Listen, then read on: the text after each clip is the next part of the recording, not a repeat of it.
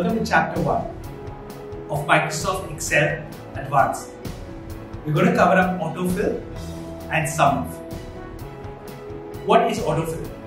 Autofill is Excel understanding what it needs to do immediately and smartly. It helps in saving time. There are advanced mode Excel in 2016 and 365 which allows you to create custom autofills. You can definitely read about them. However, right now I'm going to show you some simple autofill features that can help you. So let's go to our cells here. We have serial numbers. Let's put 1. And then you need to put 2, and then you need 3, and then you need 4. Wow, that does take time, correct? What if Excel had a way of understanding that quicker? So I select 1, 2, 3, 4. I go right here, can you see? I hold the bar and Excel automatically knows I want to add numbers.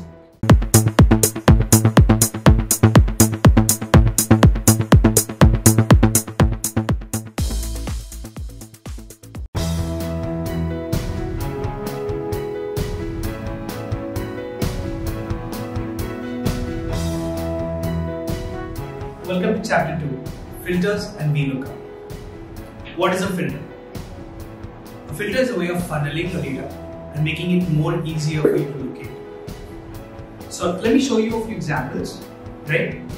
So here I've already used the filter option. What we're going to do is select this out here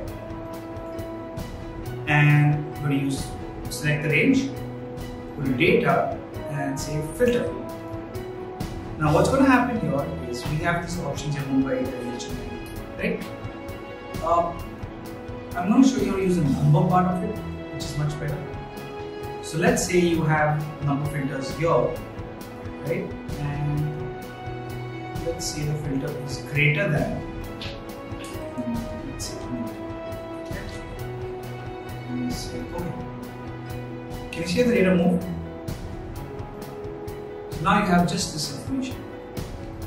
Let's say you want to select numbers only which are less than a million.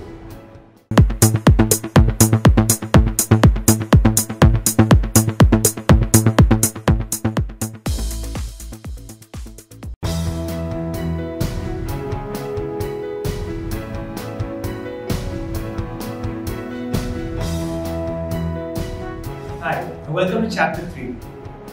Pivot tables and charts. A pivot table is a very important and useful tool, and especially those who are using this particular already and are just doing a refresher course, you know how useful it is. But let me tell you about people who have not used it yet or have apprehensions of using it. Pivot tables make your data consolidated and represented in a very unique way, with controls of more than about 25 to 50, allowing you to move the data, sort it, giving you different values, giving you estimations. We all know about difference in days, especially those in the finance section. Those in the operations section want to know what is the change in information that has come. Those in the HR section want to know who's added and who's moved up. And seeing all the information together. This is what pivot tables help you.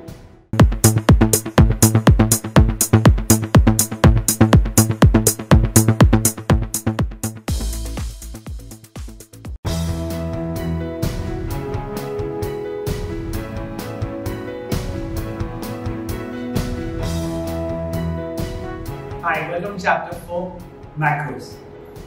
What is a macro? A macro is a small piece of work or command that allows you to do multiple tasks over and over again. Let's say you have to keep leaving a line, or you needed to keep deleting a column or a row, or you wanted to add a word continuously after a certain time, or you had a lot of data and you want to make it simpler for you by so you get, say, a file of, I'm just giving an example here, 50 MB, which has a good number of rows and columns. But you just need 3 every day, every time. Imagine you opening it every day and then again filtering it out and pulling the data out. But this is not what helps. Doing it every day is going to get you bored. A macro is allowed to help you to make it faster.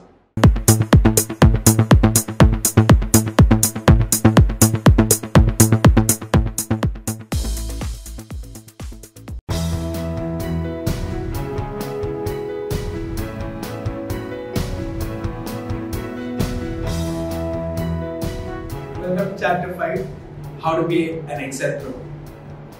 What does it take to be an Excel Pro? Well, in the course that you've just taken, you've seen how from basic functions to very advanced Excel options, it teaches you how powerful this tool is. But the tool is as good as you are. And why do I say this? It's exactly how we explained it in Microsoft PowerPoint as well. And please do refer our course. You click on the link over here.